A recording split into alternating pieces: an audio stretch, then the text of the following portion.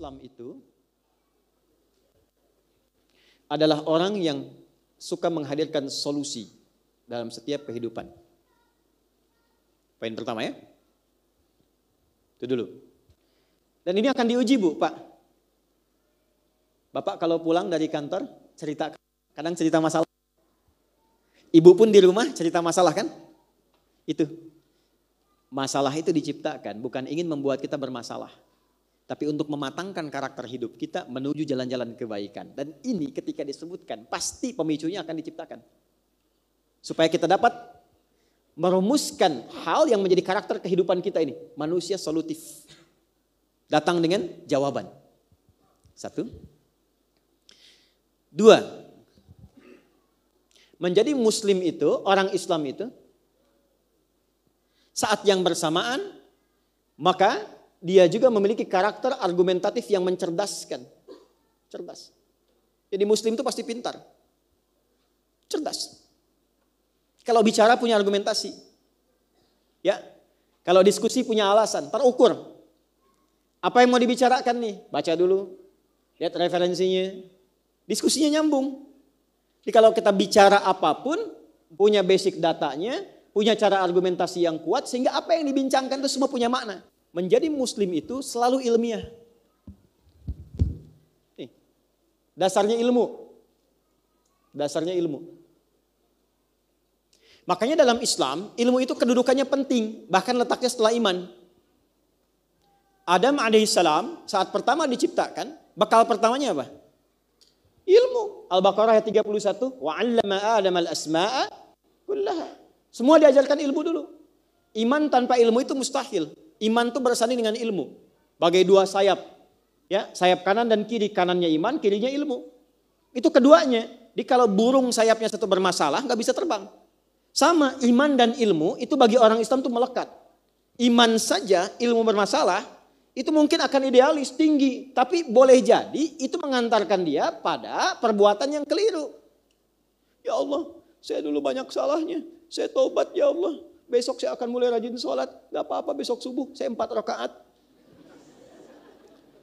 Ya setobat-tobatnya tetap 2 Joni. Gitu kan. Fardu.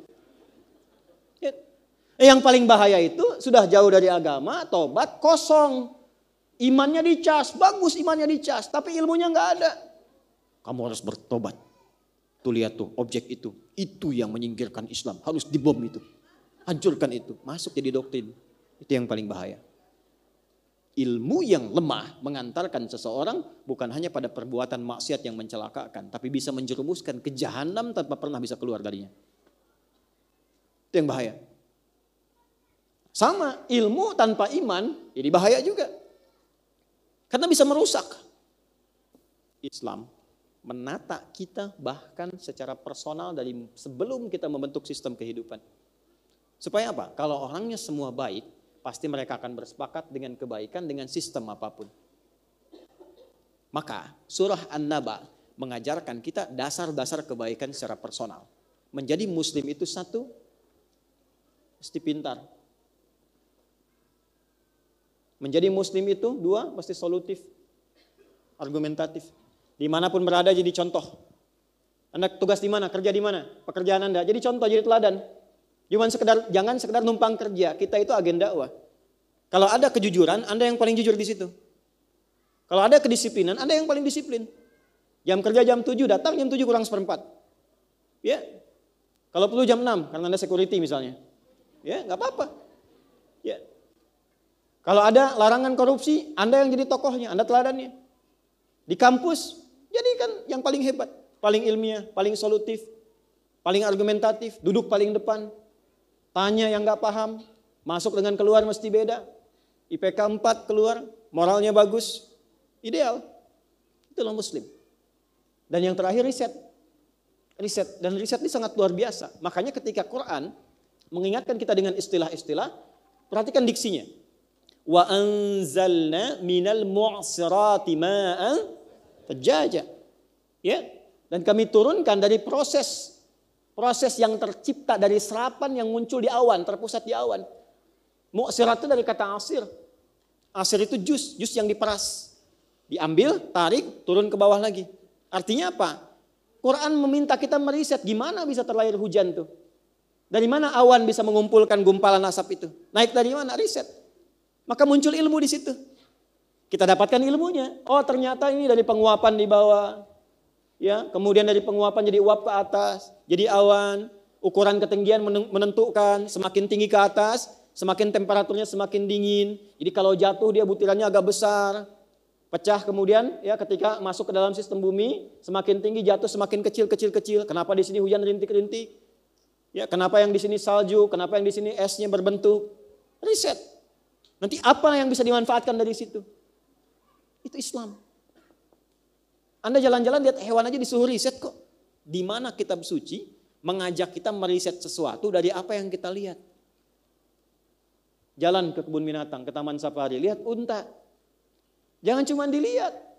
Kalau lihat foto itu masih biasa. Muslim itu afala yanzuruna ilal ibili kaifa. Riset dong kata Allah. Coba riset untuk menemukan kebesaran Allah. Riset. Nazara itu melihat dengan detil, menganalisis. Bagaimana unta diciptakan? Apa bedanya unta dengan hewan lain? Dilihat. Kakinya ada berapa? Bagaimana selaput di matanya? Kok bisa nyimpen air di bagian temboloknya sehingga dia bisa bertahan tidak minum selama sebulan? Apa manfaat dari unta? Keluarkan.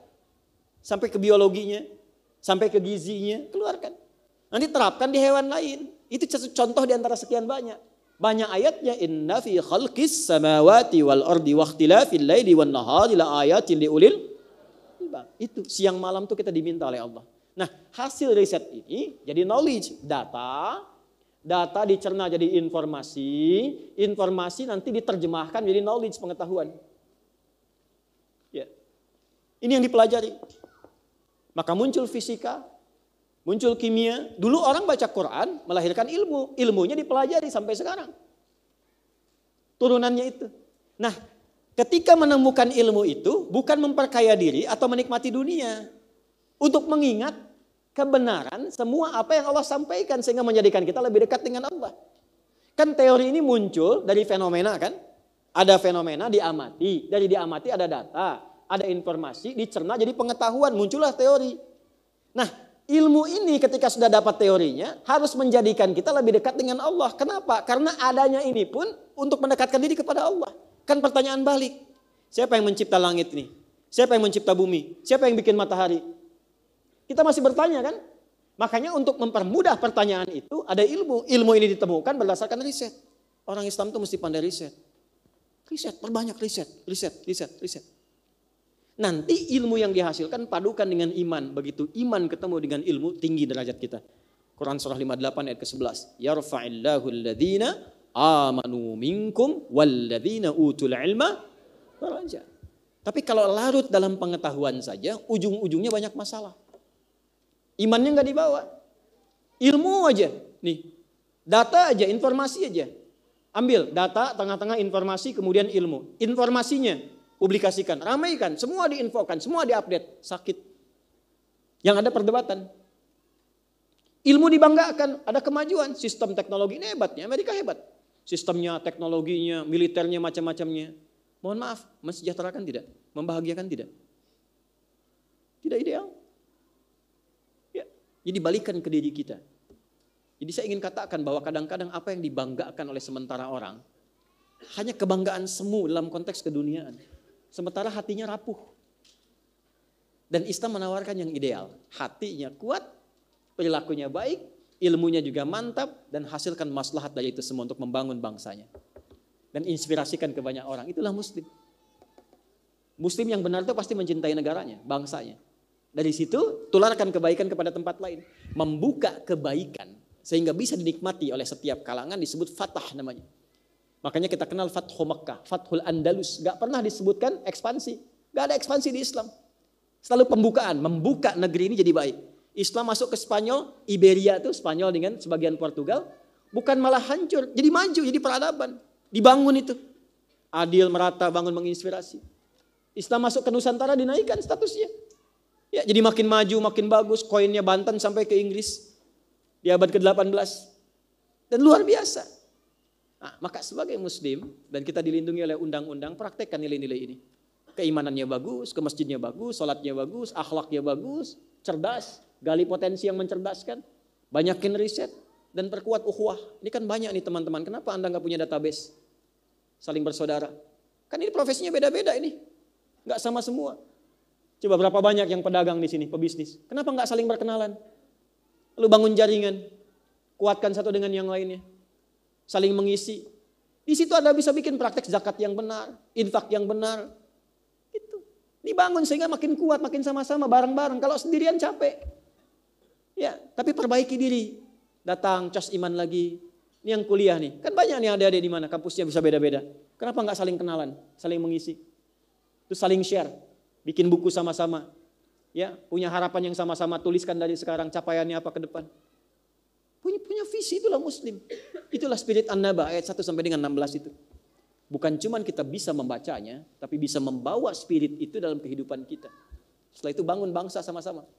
Ya, tegakkan, cintai, bangun saling menghormati, ya saling memuliakan dan inspirasikan keluar dengan nilai kebaikan.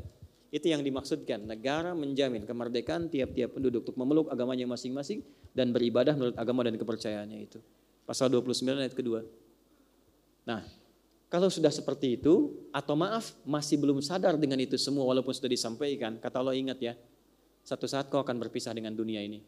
Jadi kalau terlalu sibuk dengan dunia, kerja lagi, bangun ini, bangun itu, berangkat gelap, pulang gelap, kamu akan berpisah. Kalau sudah tiba waktunya yang pasti terjadi, apa yang kamu siapkan? Berpisah dalam bahasa Arab disebut dengan fasal. Waktunya disebut dengan yaum. Pasti disebut dengan miqat. Inna yaumal fasli kana miqata. Ayat ke-17 ya. Hei orang-orang yang sibuk dengan dunia, yang saking banyak sibuknya kadang sering berselisih, sering berdebat pada yang tidak penting, diskusi pada sesuatu yang tidak bermutu, gak nyari solusi, cuma bikin konten untuk viral saja. Rame-rame bikin perpecahan. Sampai kapan itu mau dilakukan kata Allah? Sampai engkau lupa dengan akhiratmu. Maka bawa kesuksesan duniamu untuk kebahagiaan akhiratmu. Karena satu saat engkau akan berpisah dengan apa yang selalu engkau sibukkan itu.